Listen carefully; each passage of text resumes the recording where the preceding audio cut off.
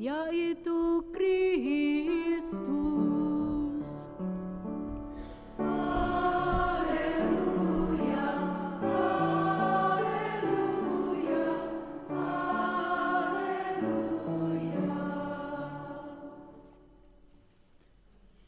Tuhan bersamamu. Inilah Injil Yesus Kristus menurut Matius.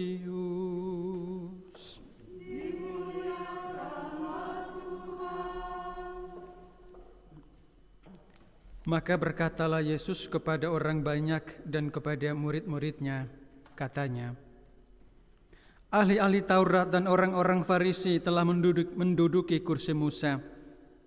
Sebab itu, turutilah dan lakukanlah segala sesuatu yang mereka ajarkan kepadamu. Tetapi janganlah kamu turuti perbuatan-perbuatan mereka, karena mereka mengajarkannya tetapi tidak melakukannya. Mereka mengikat beban-beban berat, lalu meletakkannya di atas bahu orang, tetapi mereka sendiri tidak mau menyentuhnya. Semua pekerjaan yang mereka lakukan hanya dimaksud supaya dilihat orang. Mereka memakai tali sembah yang lebar dan jubah yang panjang. Mereka suka duduk di tempat terhormat dalam perjamuan dan di tempat terdepan di rumah ibadat.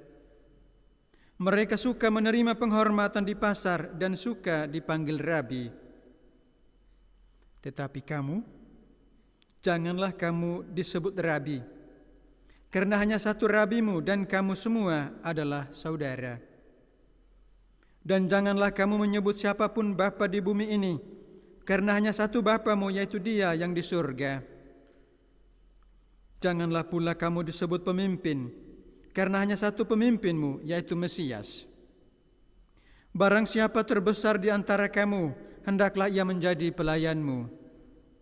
Dan barang siapa meninggikan diri, ia akan direndahkan, dan barang siapa merendahkan diri, ia akan ditinggikan. Demikianlah Injil Tuhan. Terpujilah Kristus.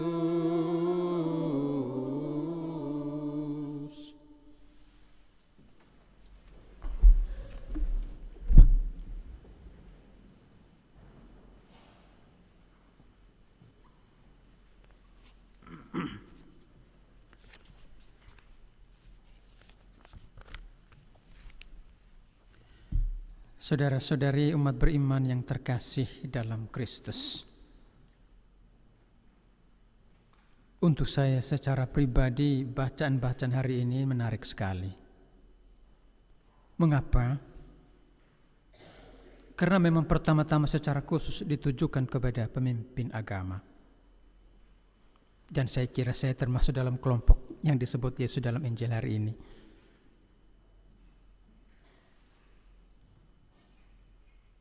Untuk saya ini satu tantangan, satu refleksi bagaimana menjadi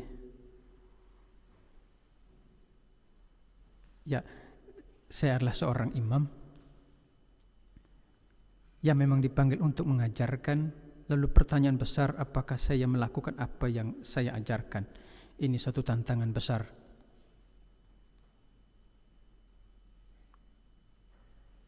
Kalau memang kita jujur dalam perjalanan sejarah gereja, kemerosotan hidup dalam gereja juga kita harus akui bahwa juga disebabkan oleh para pemimpin agama. Para saudara-saudari yang terkasih, Injil pada hari ini yang kita dengar itu bercerita tentang kritikan Yesus untuk para ahli Taurat dan orang-orang Farisi. Ini dua kelompok penting dalam agama Yahudi. Ahli Taurat itu ahli kitab. Mereka sungguh menguasai kitab Taurat. Mereka mempelajarinya, menguasainya, dan juga mengajarkan kepada orang lain. Orang Farisi itu satu kelompok tersendiri. Mereka memisahkan diri dari orang lain, membentuk satu kelompok. Boleh dikatakan semacam hidup membiara. Seperti itu. Mereka terpisah dari hidup orang lain, lalu membentuk satu kelompok, dan kelompok ini kelompok khusus, orang Farisi.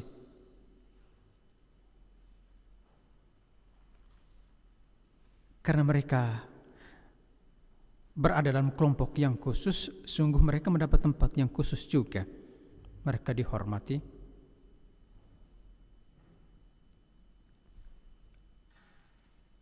Dan cara hidup ini membuat mereka tinggi hati, sombong, merasa lebih suci dari orang lain. Ini kelompok orang Farisi. Dan justru Yesus mengkritik para ahli Taurat dan orang-orang Farisi ini. Saudara-saudari yang terkasih dalam Kristus, ada 3 hal kurang lebih yang mau disampaikan kepada kita dari bacaan hari ini.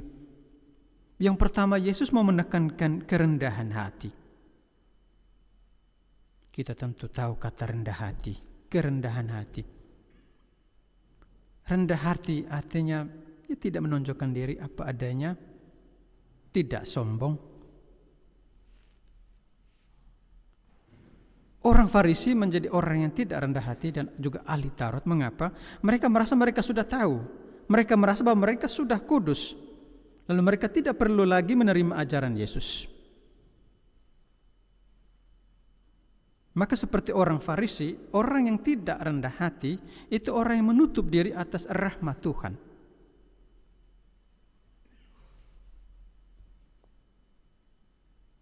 Sebaliknya orang rendah hati, dia kenal siapa dia bersikap sopan, sederhana, dan dengan demikian dia terbuka atas rahmat Tuhan.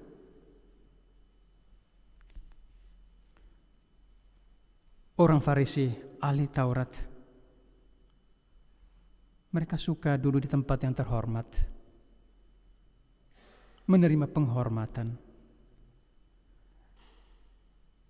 Dan itu yang dikritik oleh Yesus. Ketika mereka menjadi sombong, di situ mereka menutup hati terhadap rahmat Tuhan. Itu hal yang pertama. Hal yang kedua yang ditekankan oleh Yesus adalah keadilan.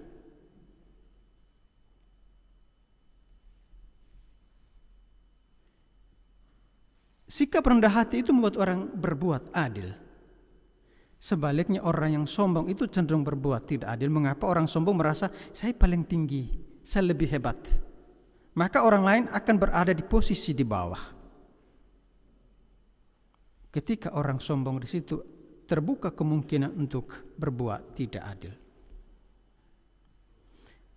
Bapak Ibu saudara-saudari yang terkasih, kita lihat sekarang situasi. Perang terjadi di mana-mana, terutama yang sekarang kita lihat di daerah Timur Tengah.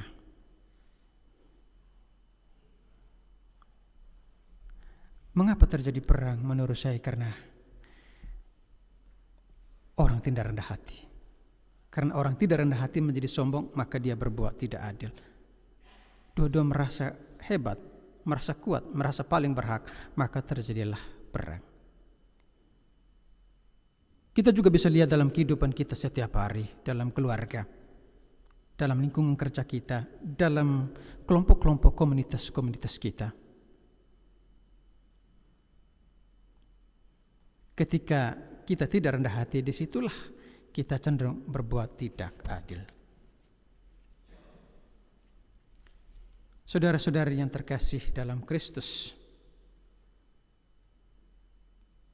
ketika orang tidak rendah hati, bersikap sombong, lalu berbuat tidak adil, disitulah orang mencari banyak jalan, berbuat banyak hal untuk kepentingan diri sendiri. Yesus meminta kita untuk berbuat adil. Adil artinya kita melakukan apa yang sesungguhnya, memberikan kepada orang apa menjadi haknya. Juga kita mementingkan orang lain daripada diri kita sendiri. Itulah keadilan Kristiani. Hal yang ketiga, Yesus berbicara tentang kejujuran. Orang Farisi ahli Taurat, mereka tidak jujur. Mengapa? Karena mereka melakukan kewajiban agama supaya apa? Supaya dilihat orang. Oh, dia hebat. Oh, dia orang suci. Oh, dia pendoa. Dan inilah yang dikritik oleh Yesus kepada orang Farisi dan ahli Taurat, juga untuk kita yang pada hari ini mengikuti perayaan Ekaristi. Yesus minta kita untuk hidup jujur apa adanya.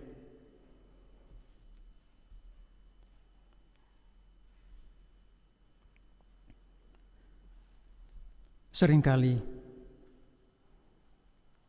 kita juga seperti orang Farisi, para ahli Taurat. Ketika kita ke gereja, apa sebenarnya tujuan kita ke gereja? Ketika kita berdoa, apa sebenarnya yang menjadi tujuan kita untuk pergi berdoa? Ketika kita berbuat baik, apa yang kita kejar, apa yang kita cari? Apakah supaya dilihat orang? Saudara-saudari terkasih, Tuhan Yesus juga hari ini memperingatkan kita untuk hidup jujur.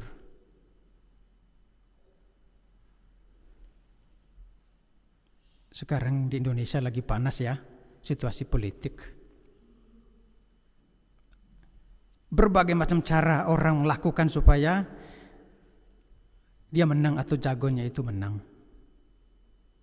Salah satunya adalah apa?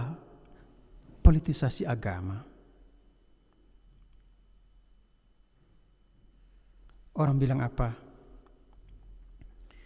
Untuk bisa kaya, untuk bisa menang gampang. Jual orang miskin, yang kedua jual agama.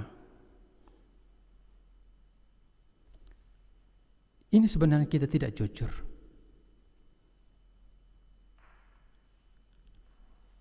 Maka apa yang terjadi sebenarnya? Orang tipu-tipu, berbohong, supaya apa yang dia inginkan itu tercapai. Saudara-saudari terkasih, Yesus minta kita untuk hidup jujur dalam hidup kita setiap hari. Jujur artinya kita lakukan apa yang kita katakan. Jujur artinya kita melakukan apa yang seharusnya kita lakukan. Inilah 3 pesan Tuhan, firman Tuhan pada hari ini. Semoga saudara-saudari terkasih hidup kita semakin diteguhkan, dikukuhkan, dan semoga firman Tuhan menjadi sulur, menjadi cahaya yang menerangi hidup kita. Semoga kita menjadi orang beriman yang rendah hati, yang berlaku adil dan jujur dalam hidup kita setiap hari. Tuhan memberkati.